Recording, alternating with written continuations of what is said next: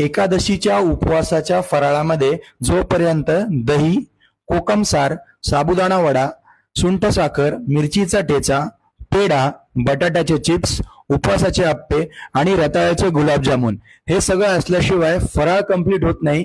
तसंच तुमच्या पोर्टफोलिओमध्ये शेअर्सचं जोपर्यंत डायव्हर्सिफिकेशन होत नाही तोपर्यंत तुमचा पोर्टफोलिओ कंप्लीट होत नाही. शेअर्सचं डायव्हर्सिफिकेशन म्हणजे वेगवेगळ्या सेक्टरचे थोडे थोडे शेअर्स तुम्ही जेव्हा घ्याल तेव्हा तुमच्या शेअर्सचं डायव्हर्सिफिकेशन होईल. त्यामुळे तुमचा पोर्टफोलिओ मजबूत बनवायचा असेल तर वेगवेगळ्या सेक्टरचे शेअर घ्या, शेअर डायव्हर्सिफिकेशन करा आणि या फराळासारखंच तुमच्या पोर्टफोलिओला सुद्धा मजबूत करा. तर मला आता कमेंटमध्ये कळवा की तुमच्या पोर्टफोलिओमध्ये कोणते कोणते शेअर्स आहेत आणि आज तुम्ही उपवासात काय काय खाल्लं ते.